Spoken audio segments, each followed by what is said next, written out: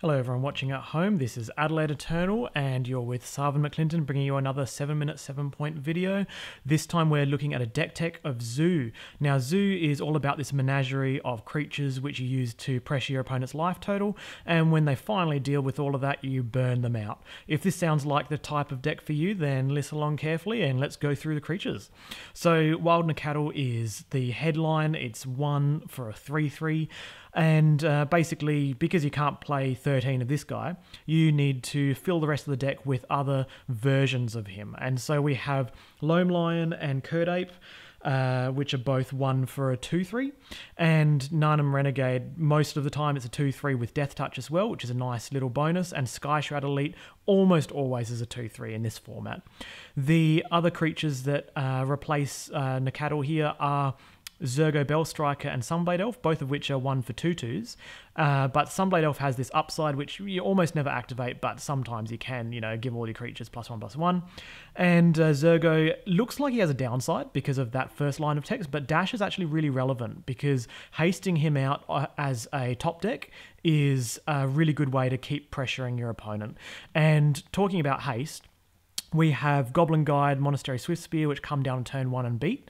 Now, other decks like the blue-red Tempo deck, which uses Monastery Swift Spear and the flying version of her, they like to use incidental bolts and the like to get early damage in really quickly. Whereas for Zoo, you're more likely to play this guy early, follow up with other dudes on turn 2 and turn 3, and then later on when you need to either burn your opponent's blockers out of the way or burn them for lethal, that's when you're going to start triggering prowess. The other types of 1-drops are Kytheon, which occasionally flips, but most of the time he's just a 1 for a 2/1. And at the end of the day, for you, toughness isn't that relevant. It's really about attack power, and 2 power is where you want to be, 2 or up. Dryad Militant is the same. Its upside is surprisingly useful in a format with Treasure Cruise, Dig Through Time, Gurmag Angler, and Tasigur, because you really put your opponent off that early powerful threat that will stop your offense. Grim Lavamancer, normally you won't want to play a 1 for a 1 power guy, but his ability to burn your opponent out when they're sitting at 4 or 2 is really good, but mainly he's used there to burn out small blockers. He's really good at killing Deathrite Shaman too. At 2, you've got the value guys, which I've put at the top here. Abbot of Keep, usually you're actually playing him on turn 3 because you can flip a land, or you can play your land and then play your 1-drop, which you flip with him. Street Hooligan is often going to be destroying a relevant artifact, but sometimes it's just going to be a Goblin Piker, 2 for a 2/1 just to apply pressure. Stoneforge Mystic is there to get this package, which we'll talk about later, but that's entirely optional in this. This is a particular kind of build. Earthshaker Khenra is new and as important as the other creatures which have haste, like this guy as well. The only reason you play this guy is because he has haste. You're not playing it for the wither. But haste is really good on Earthshaker because it also applies to his eternalized version, which will attack with haste later on in the game. These are your niche little guys. Qasali Pridemage is basically always relevant in this format, and the Exalted is pretty good when you play him on turn 2 and bash for 3. The Harsh Mentor is a new addition as well, and he's also useful when your opponent has a high density of fetch lands, and in Highlander with 3 color decks they're usually running 9. Scavenging Ooze is usually a big beater. He's often going to land late game and be a 7/7, but he also disrupts shenanigans like stopping Kitchen Finks coming back, which is relevant. And these are just your big guys. So Flinthoof Boar, there's that haste again, and Tarmogoyf and Voltaic Brawler. This guy's often a 4/3 or 5/4.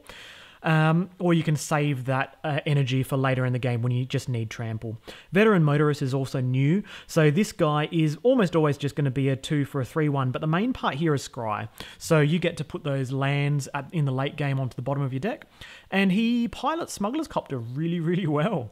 The last creature here is Burning Tree Shaman, and he's really good against Twin metas or Time Vault metas, and really makes them have to deal with him before actually going off. This is your burn package here. Now, there's not much to be said. They're all efficient burn spells, and this is probably the one to draw attention to. Sure, it's sorcery speed, but the main reason you play him is he's a really good answer to things like Kitchen Finks. Curse Scroll, really good late game and really good against control as a persistent threat. Your land base, you have, it's pretty straightforward, but this one doesn't play any basics. The goal here is that you're going to ignore things like Blood Moon because you've already got pressure on the board and burn in your hand.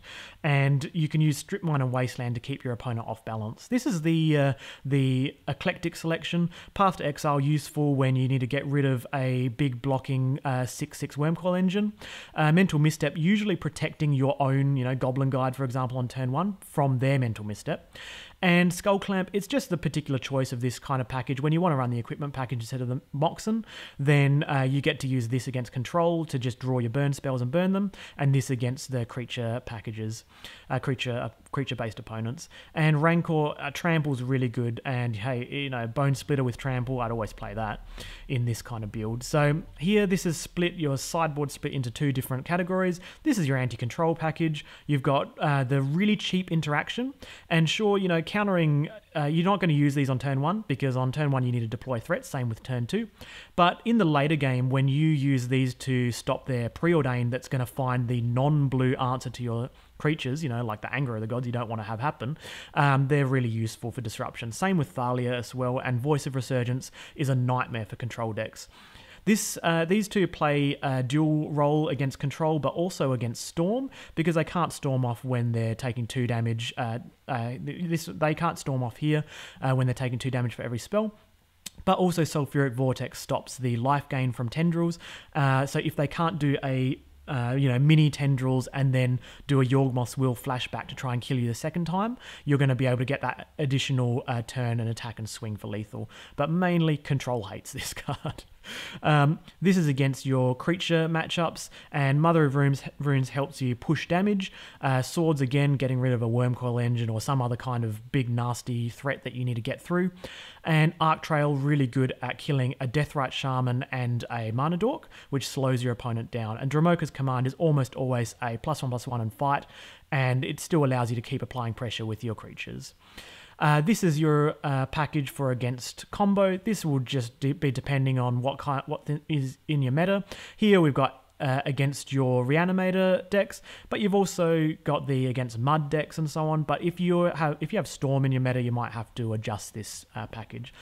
So if you like the look of this deck, sleeve it up, have a go, see whether or not Zoo is for you, and if it is, comment in the comments below. Thanks for watching, guys.